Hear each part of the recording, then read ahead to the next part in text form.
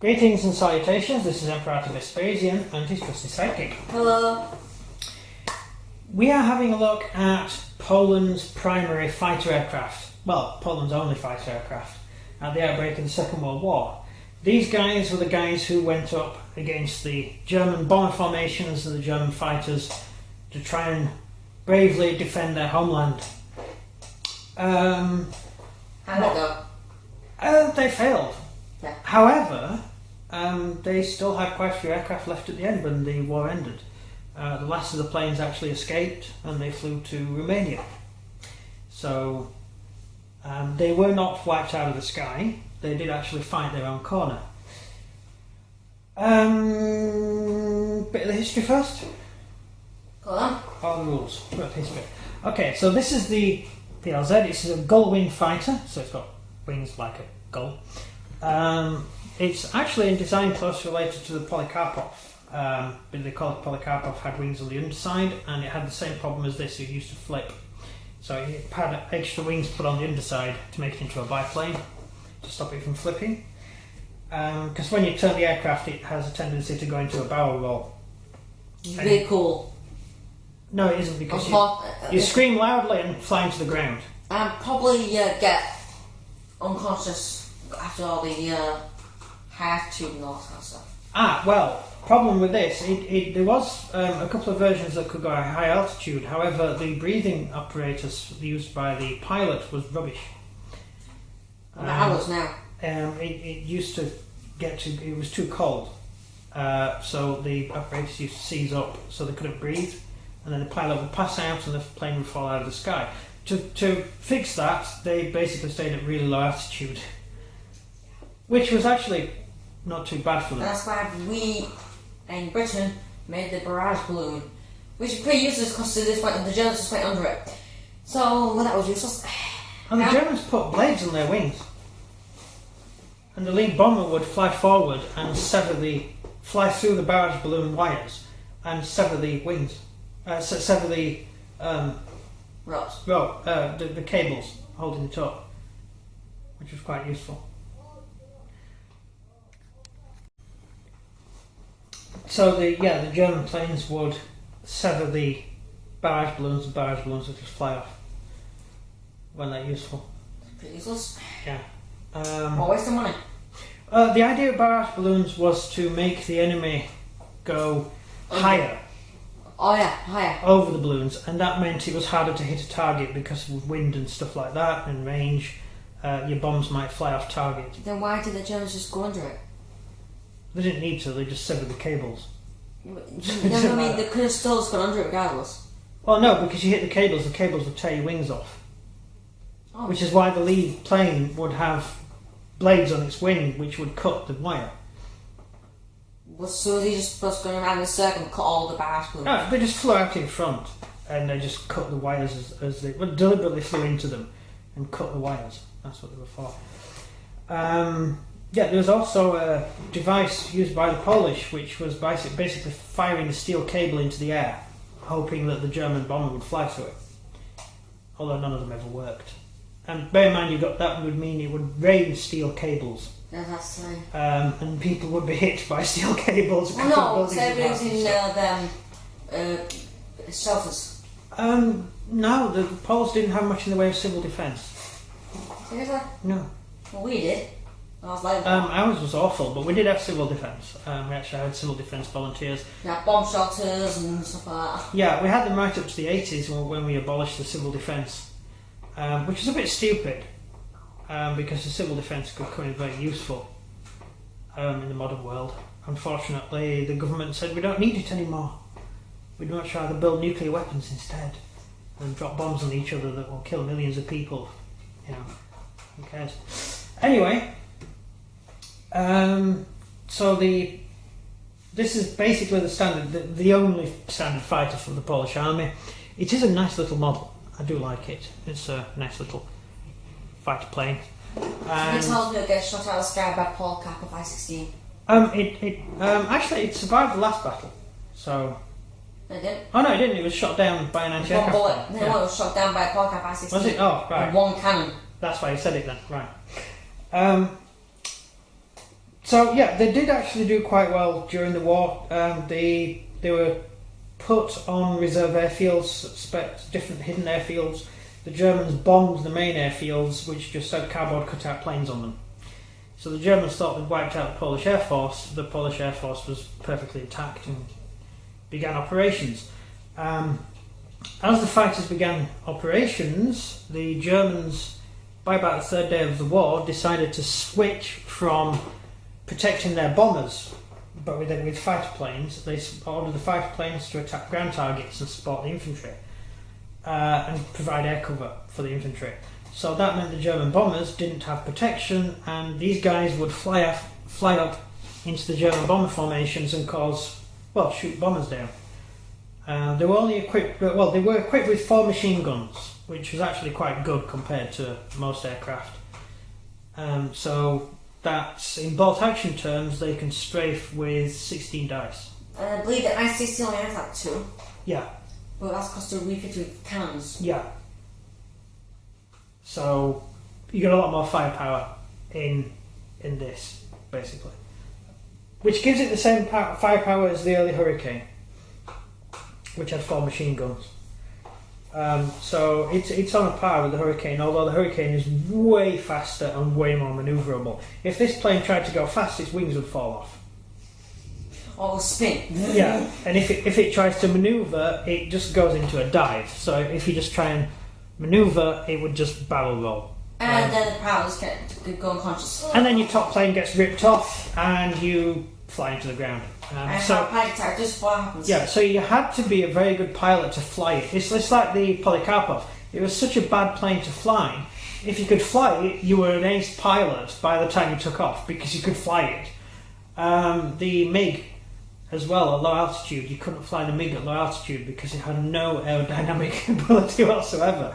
It was designed to fly at really high altitude, and so if you were a pilot that could fly low altitude, you were a really good pilot because you were able to actually fly this plane that is not designed to fly at low altitude. Yeah, pretty good. So yeah, that's the basic plane. Air combat, it is going to be poor against Germans. There's no radio on board, so they can't warn each other when they're under attack. Can't see a place for radio. No. It's just a one-man seat. Yeah, it's just basically a bicycle with wings. That's all it is. It's a bicycle with wings and a little motor at the front. With machine guns. With some machine guns. That's it. That's the entirety of the machine. It's a string bag. Did it have any back help? No armour at all. So it was completely unarmoured. Not even for the pilot. Even the pilot didn't have armour. So there was no protection for the guy at all. So it was really, you had to. Suicide. No, you just had to be a good pilot, and they were good pilots. These guys who flew these ended up fighting in the Battle of Britain in Hurricanes and shot down large amounts of the German Air Force. Because during Hurricane, which just actually had armour. So they were good pilots, and the British military made sure we got them out of Poland and brought them to the British Air Force. Some of them served with the French Air Force. But because France was over, we got them. Yeah, well, they flew the Denuit, which was possibly the best overall fighter the Allies had. Yeah, before the Battle of France was over, Churchill already made an announcement like a week before that the Battle for France is over, the Battle for Britain has begun. Yeah, because he before realised... they lost. Yeah, he flew over to France to find out what was going on, and he walked into the command centre, and all the French generals were either crying in a corner, shooting themselves, or just screaming at a wall. And he went, you know what, these guys have had it. So he just got on the plane, flew home, was nearly shot down by a German pilot. The pilot didn't notice Churchill's plane. So that could have ended the war right there and then. And the German pilot was probably going to get murdered by somebody. Yeah, no, the Churchill's transport plane was flying home, and they saw a German fighter plane flying along. And they went, oh no, there's a German fighter, we're going to die. And the German just never noticed Churchill's plane. Just never looked up, never saw it. So Churchill escaped with his life. Wow, that one pilot, if he looked up, could have ended the World War. Yes, he could have ended the war there and then. Just not Britain out of the war. Ended Britain's war, anyway. Making Hitler in charge of Europe. Well, he was in charge of Europe. Yeah, but I mean, yeah, but no, because England's part of Europe, so you can't be in charge of Europe. England has never been part of Europe. It's a continent. I know it's a continent, Europe. but culturally, England has got nothing in common with Europe whatsoever. Other than the fact... No, I was about to say, other than the fact we all thought Germany at some point. But... Most countries on the other side. I mean, we had the Germans on our side during the Napoleonic Wars, so... No, we didn't. Not all of it. Waterloo... When France basically occupied Germany, all the Hanoverian soldiers just quit, went across the Channel and joined the British Army. So the Hanoverian army was actually an army in exile fighting for the British. In the same way that the Irish fought for the French, they did the same. The wild geese left Ireland and went to live in France and fought for the French. So it's swings and roundabouts. But anyway, so yeah, these pilots ended up fighting for the British and did a jolly good job. They were the guys who defended us in the Battle of Britain when we had no pilots. And yeah, so model-wise, it's quite a nice little model. The pilot's head is made out of a Greek helmet. A Greek helmet with some goggles, which is a spear cut in half and stuck to the forehead to look like goggles. Nice idea. Yeah, so it's actually a Greek helmet that the guy's wearing with the plume cut off. I'm not saying you should go out and buy a Greek helmet, a box of Greek figures just so you can cut the head off and stick him on an airplane, but I just started knocking around and I found that actually works quite well. So that's really it. There's not much else to add. What about you? Anything to add? Tactics time. Tactics time then. My tactics first? Okay. What I have found is I don't tend to leave this on cap. Cap is when your plane will automatically intercept an enemy fighter or bomber, because I know I'm not going to win an initiative with it. So I tend to wait for the enemy plane to move and then I attack it. I found that's the best way of dealing with it. Must spark up I-16 and you take your mind. Yeah, but if it's against the slow-moving bombers, if it's against a German bomber, this will totally kill a Ju-87. Like 16 bullets Yeah, in the back. It will totally kill a Polikarpov. A Polikarpov PO2. Anything slow-moving bomber, you'll nail it every time. But don't try and win the initiative with it. Don't try and move it when the enemy's got cap, because almost any fighter the enemy's got is going to be better than this guy. So if the enemy's got an aircraft on cap protecting, then you've got a trouble with that. But other than that, yeah. I've also used it for strafing, and it was actually quite good. It was gonna strafe me. I did strafe once. Yeah, but you ran off one time because of my anti-aircraft gun, which has the exact same bullets as yours. Yeah. Also, it's got no armour, so it's basically classed as a soft-skin vehicle. Look, when it did strafe, you did kill nearly half of my NKVD. Yeah. Yeah, VDV. So it's a soft-skin vehicle, giving it an armour of 6. Unfortunately, anti-aircraft fire and any other form of fire will mean it's got a save of 5. It's got an armour of 5, meaning it's the same as basically a veteran infantry, but it's just one target, so it's probably going to go down. Yeah. It's a downside to it. My tactic would be to use it against enemy bombers. Yeah. That's what I use more advanced fighter to on cap. Yeah. To fight off enemy fighters as well. That's where I have to bombers. Yeah. Because I don't think that can take on anything. I was fighting a Russian. For the name of it. PO2. PO2 because they're biplanes. Yeah. You can take one of them down. This is not one. This is one step slightly up from a biplane. Precisely. The Russian version of this, the Polikarpov 515, is a biplane, but simply to stop it from rolling when you turn. This guy still rolled when you turn, so they would probably be better sticking another wing on it. Yeah. It might have made it more stable aircraft. Experience-wise, there's no reason you can't have it as a normal regular pilot. Poland hadn't actually fought any air combat, although they did have well-trained pilots. I'm not sure if there'd be any real veteran pilots at the beginning of a campaign. No. You could technically have veteran pilots, but I very much doubt it. Bear in mind, this is the beginning of the war. There were hardly any aerial engagements when Poland invaded Slovakia. I think it was one bombing raid, that was it, and that didn't hit anything anyway. So you can't really class stuff as being veteran in the Polish army, in the Air Force. Maybe as the war's already started and you're doing 2 or 3 weeks into the war, then yes, you can, but other than that, I'd keep it as a regular or inexperienced. Which means it's extremely cheap. Yeah. Way cheap. It's actually probably one of the cheapest fighters, so... Just as good. Well, it's not too bad. Especially if your enemy hasn't got an aeroplane, because that gives you 16 dice to attack a ground target, which is just awesome. Yeah, you did do that, but in fact, instead you bought a bomber instead of a fighter, so that was a big mistake on your part. No, it was down to desperation on my part. I was being completely overrun by thousands of Russians. And you won that one, well.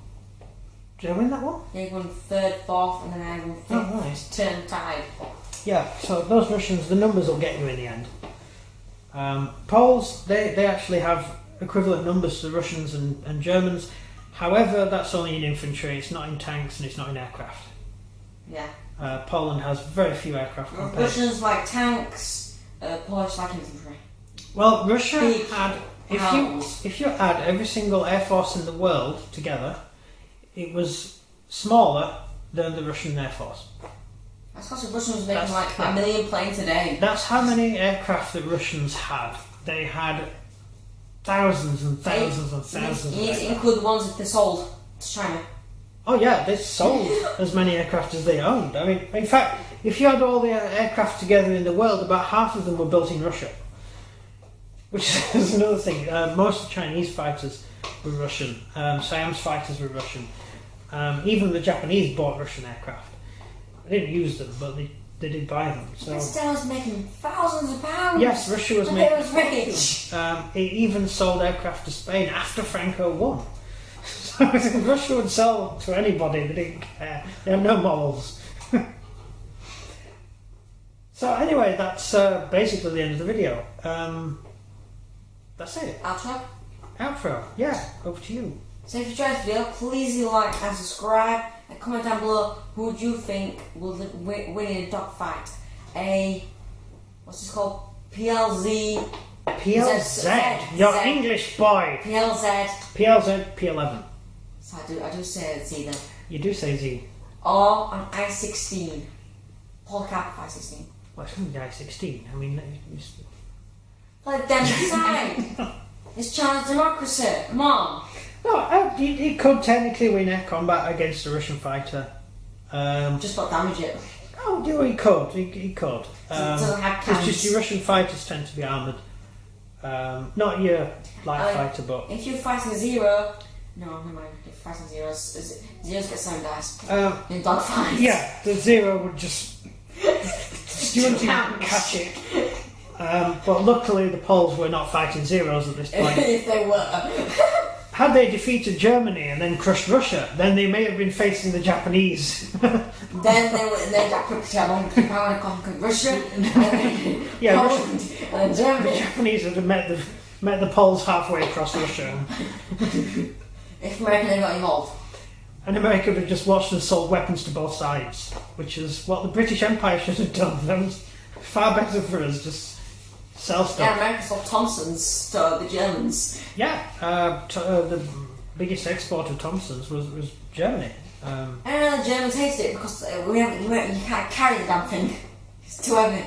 Well, no, they did invent their own. They had the MP40, there was a few others, but they were more machine pistols. The Thompson was actually a heavy machine gun in rifle form. Yeah. Anyway, That's everything from me. that's everything from him. Oh, go on. You do yours. I already met this stuff Right. now. And it's everything from me. Him. Him. Goodbye. Thank You're you. very good at this. It's all training. Yeah.